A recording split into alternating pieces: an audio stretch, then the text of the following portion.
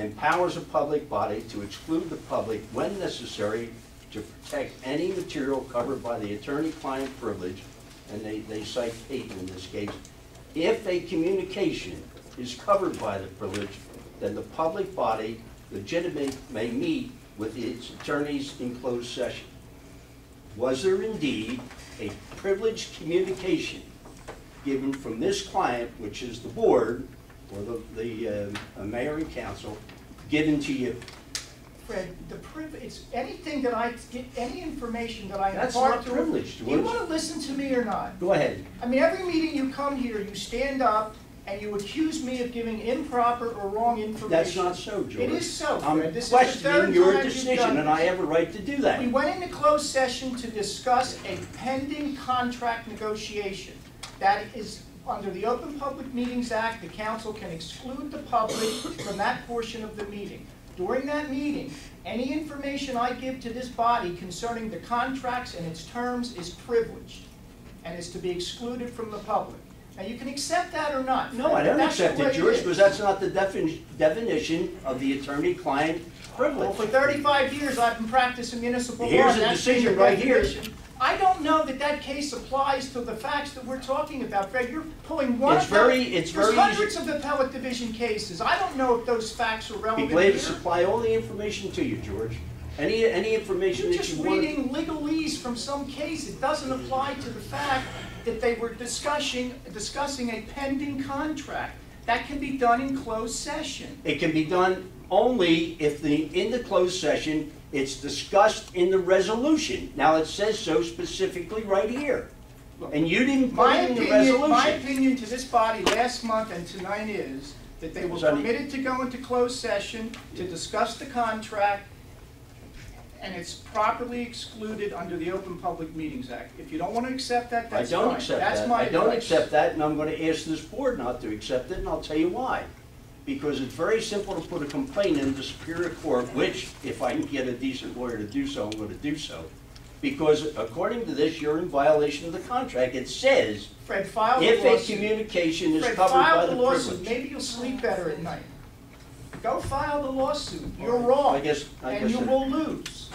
Let me ask you one more question. If you're an attorney for the board, that is, this is the corporate board that you're the attorney for, how many members of the board, when you represent them, if they go into executive session, well, no, forget that. I'd rather not ask that right now anyhow. All right, George, I guess the best thing you do is to take it to the Superior Court. That's your privilege. Yeah. Real quick, just, no. Fred is correct on one part of it, I believe, that discussions that do take place during executive session do have to be made public in a timely fashion after the relevant topic is addressed. No, the way the law is, the minutes of the closed session are confidential until such a time that release of the confidential minutes will not prejudice the subject that was discussed. But they do have to be made public at some point. But, okay, I will go along with that up to the point that the decision on the OPRA was made specifically to this. You can't keep it going forever. Somehow or other, the public has to know what you're talking about because you're giving this government by secret.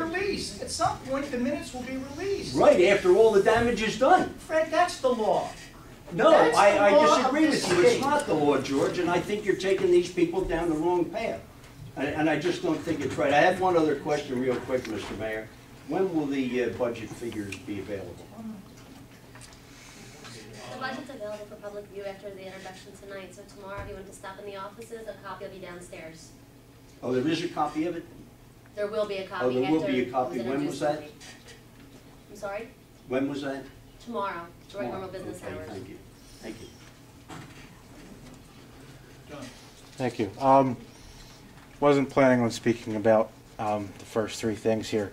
I believe the case in which the gentleman was talking about deals with the Rutgers case from about a year and a half ago, in which it dealt with the Board of Trustees of Rutgers University going into executive session at the beginning of their meetings. And that was really the heart of the issue. Two additional things.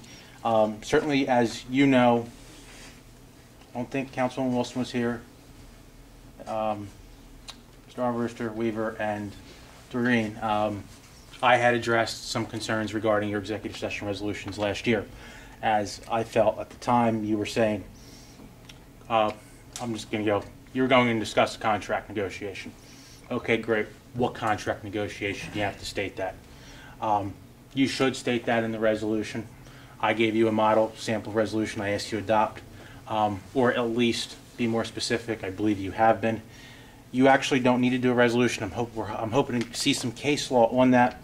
John Paff is currently working on that. He actually filed suit in the Paff v. Camden BOE, in which the judge said you got to state more than just contract negotiations, but it's sufficient to do it in the authorizing motion, not putting it in a resolution. There's a case pending out of Gloucester County right now on that issue, but just to mention that. I was actually at the Pine Hill Council meeting last night to answer a question that was posed here. Pine Hill did approve to pay their portion for the Channel 19. That's Pine Hill Borough. On a question in the resolution I had, R1268, Randy Freiling, is he the fire chief, or what was he appointed to exactly?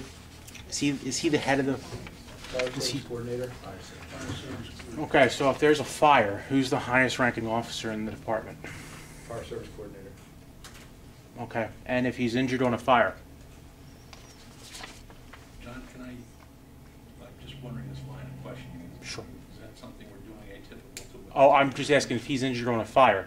Yeah. Does he go out on 40% or 66 2/3 because he's a police officer?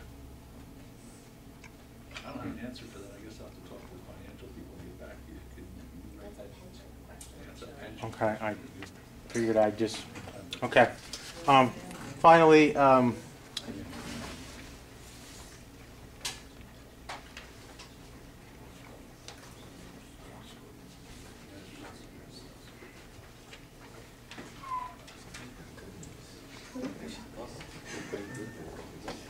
is your intention for us to read this now and discuss it? no, I'm actually only reading one line out of it. Yeah. Give us. I had was doing some research into MUA members over in Pine Hill Borough who were also on the as Class 4 members of their Joint Land Use Board Planning and Zoning. Under Class 4 membership, the members of Class 4 shall have no other municipal office except provided by statute, which is Board of Education, Historic Preservation. I believe Historic Preservation. Or Board of Education, Environmental Commission. And I had posed the question to Pine Hill, and I was informed last night, the week after I had posed the question, that those members have tenured their resignations.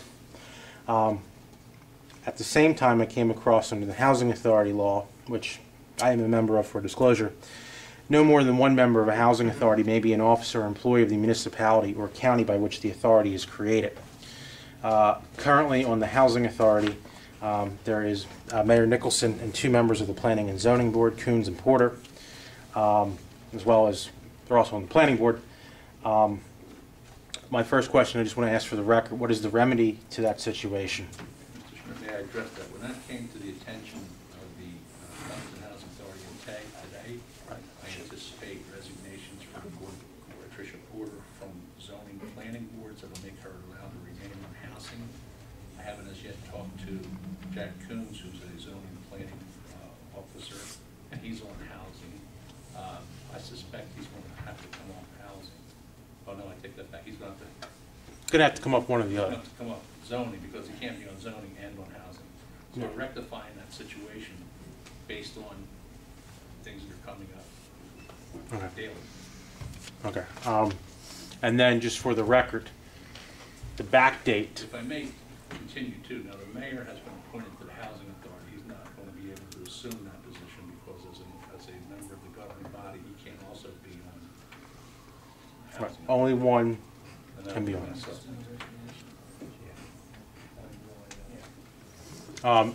To remedy, and that is just for the record, and I will ask, I'm only going to address the Planning and Zoning Board issue here because that's the only municipal issue, is that any votes, say you did a change of variance or use variance or anything like that, zoning variance, and I'm just going to hypothetically say December, and at the time you had Kuns, Nicholson, and Feldman improperly on that board. No, that's not true. Pat Porter didn't go on. I'm saying in the past. She wasn't there. I'm saying Kuns, Nicholson, Feldman. This Feldman couldn't hold the Class 2 slot. Now, there Go. was no use variance I'm- at the time that we had. I'm going back, you know, through whether it's 2010, when it was Williams and Nicholson and Feldman, or 2011. If anything would have changed by those votes, or a quorum wasn't met, what happens in those situations? To get a, These things have to go back and be redone, or? well, I hope that's not the case, because it would affect residents adversely. There's costs involved in time with zoning and planning decisions. If there were errors made based on the class requirements, that board was pretty much intact for quite some time. I really hope we don't have to go back and review everything. You don't. Okay. There's a principle in the law called de facto membership. When situations like this arise, where individuals are appointed to the boards, presumed to be valid appointments, and it's subsequently determined that for one reason or another the appointments were inappropriate, the actions that the board took while those people sat on the board are not invalidated, because they were de facto members. And I'll read to you from a case. It says, this is not a case where there is a challenge to the existence of an officer position. The challenge here is to the validity of appointments to legally existing offices. In the circumstances, principles of policy and justice compel that the interest of the public and third persons be protected. We therefore conclude the defendant members acted as de facto board members since their appointments, and hence determinations by the respective boards are not subject to challenge by virtue of the invalidation of their appointments. That's a general principle of law that's existed in New Jersey and other states for years. Is that in a It court applies ruling? specifically to these instances with regard to the Planning and Zoning Board as to the Housing Authority. Is there a court, you said it was a court ruling? Well, there's a number of cases that discuss the de facto principle. It just depends on where the issue arises, different towns and boards, but it's a general principle of law that's applied in these types of... Has it arose on a planning and joint planning and zoning board before? In Clementon? No, in previous case law Oh, I don't know. existing for a joint land use board. It's a principle of law that applies to situations where appointments are made that are presumed valid, and they're subsequently determined that for one reason or another the appointments were not valid. So the appointments are invalidated, but the actions taken while they were sitting as de facto members are not invalidated. Okay. But you don't know if there was one de facto ruling dealing with the joint land use board member? No, I don't In know particular, of a okay. case in the state, John. Okay. There's no That's all, if you didn't know that, that's all I But wanted, it's that's a fine. general principle of law. Okay. Okay. And while I'm on it, I'm just going to ask it for Mr. Kuns. I don't know how your shade tree commission is set up. I know Stratford has powers over ordinances. I know some have limited powers. Your shade tree commission, is that considered a office, municipal office or position? Are you asking or are you? I'm asking. I can't answer that now, I don't. Okay. Okay. Thank you very much. Back.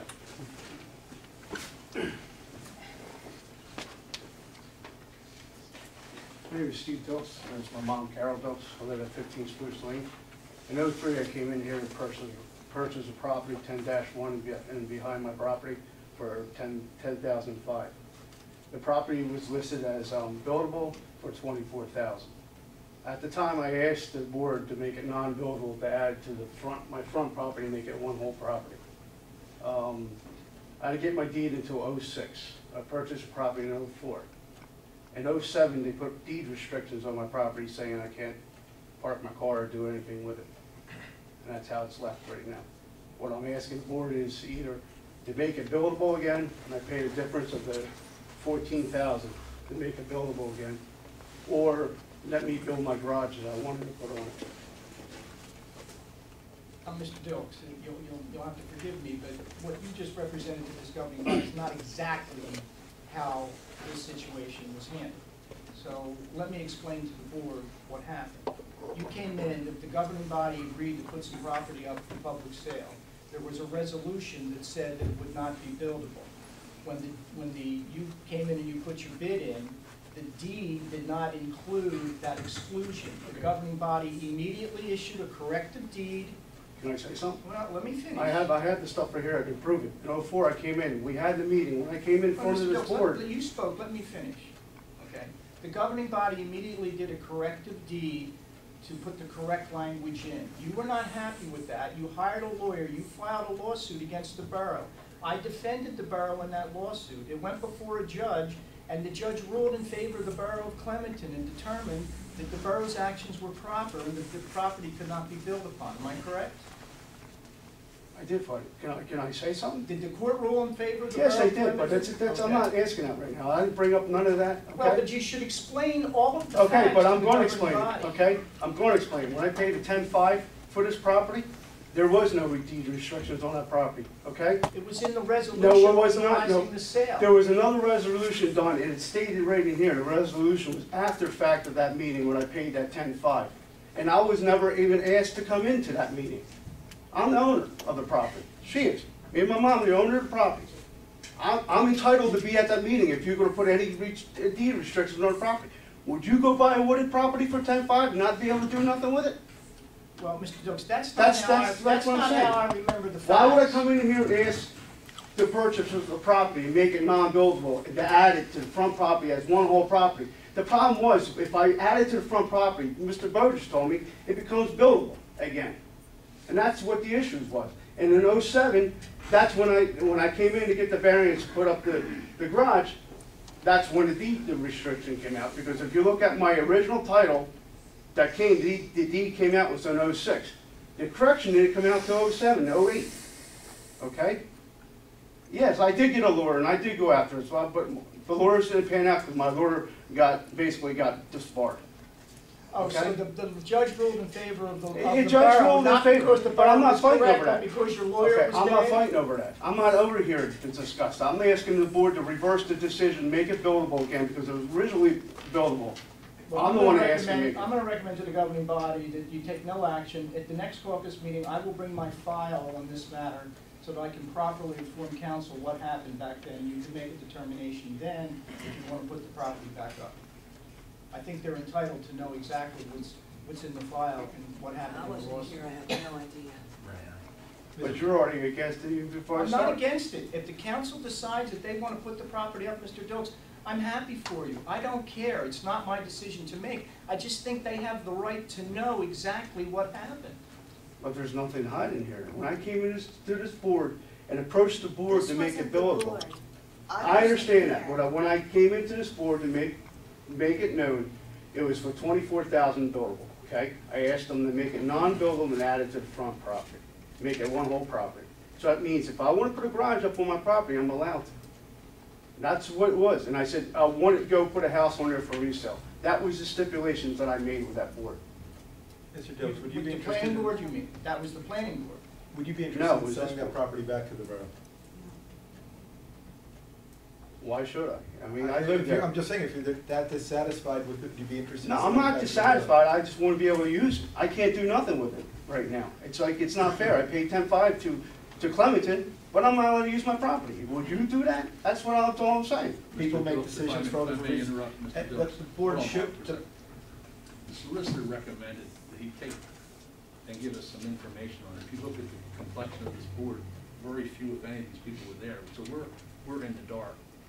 In fairness to you, if we read that and maybe you came in and explained what's going on better, maybe it can be reopened or whatever. I think it's only fair that we know what we're talking about at least. You know? I understand that, but the way this whole situation was left in court, it was basically going to be left the way it is now. And that's the only reason why I'm here now, is coming in front of the board like I did day one, to make it part of my property, one whole property. And that's all I'm doing, is asking, let me pay the $14,000, make it 24, make it buildable again. It was originally buildable. With that request being heard, I think you understand we'd like to look at the information regarding this, and then have you come in, maybe, I don't know, it'll be the next time or whatever, we'll definitely get back to you. I don't know what happens. Okay, can I give you stuff? Can I bring stuff in the show? Because if you just look at his stuff, it's gonna say different.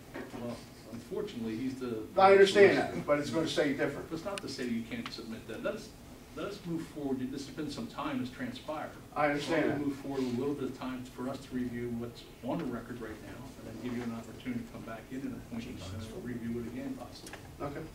Let me ask you something. Your mother and you own this property? Yes. And you bought that with the intentions that you would put a garage up, or? I was gonna put up a pole barn. A what? A pole barn. Yeah. 40 by 60 pole barn, which is the original one. There's one already up down here. That's brand new. Same building, but they said it wasn't feasible. It wasn't residential. I wouldn't have even come in here. My property sits in the back. I sit right in front of the water well, the main water up in the back. I got 2 properties back. One of the properties was vacant. They just put a house up there. They didn't have the proper square footage to put a house, and they granted him everything. He's got a house up there. Because I remember, because when I was doing this, I had his lawyer come to me and asked to purchase property off of me so he could make his property buildable. And the pole barn is? It's 40 by 60. It's a commercial building. It's pretty big for a garage. I mean, what do you intend to do there? I have race cars. I have a dragster. I have a motorhome. I have a trailer. I have over $100,000 worth of equipment that was going to go in there. And at the time, the mayor asked me if I could put windows in it. I said, I'll put windows in it if you're going to write me a check if somebody breaks in and steals my stuff. You understand what I'm saying? It's all maintenance free. He asked me if I could put a roof on it. I'll put a roof on it, but in 2 years, when I have to replace a roof, who's going to pay me, you know what I mean, when it's self-maintenance? It's a steel building, you know? Wait a minute, the pole barn doesn't have a roof on it? It's a steel building. Well, it's a steel. Yeah, it's all steel. There's no shingles or nothing. They wanted to put a shingle roof on it to make it more residential. Oh. Tom, that was before the planning and zoning board. Mr. Dukes Yeah. had come in separate than the council issue. He'd come before planning and zoning for a variance for the pole barn. I thought that the design that he presented was a fair design. It was a nice design, but I'm only one member of the board.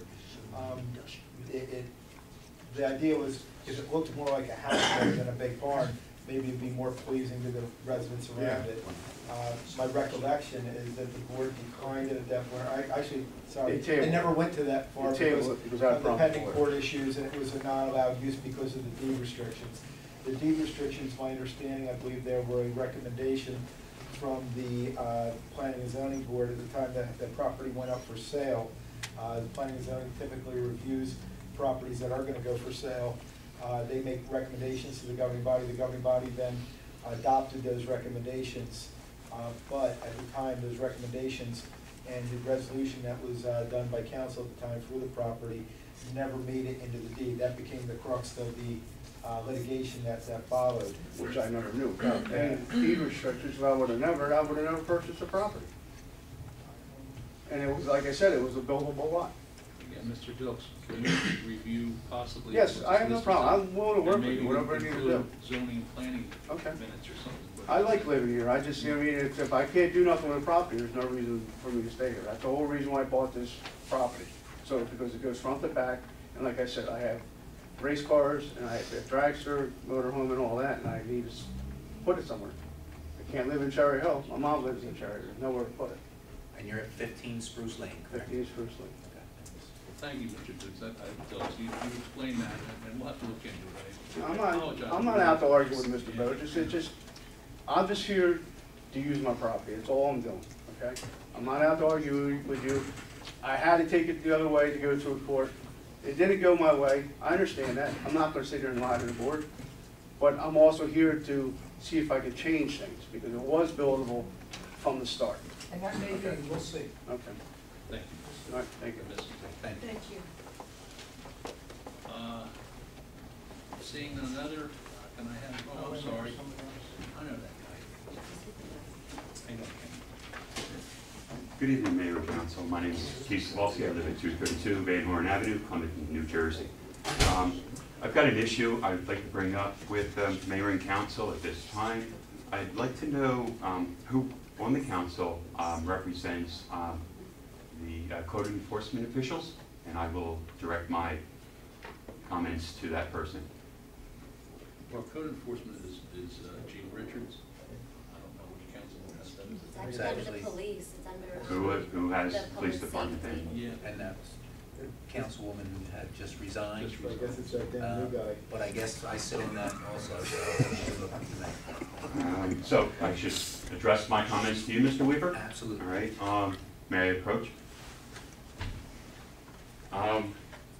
240-8, placement of leaves on curbs. It seems that, we've had some nice weather, a lot of nice weather. It's really nice.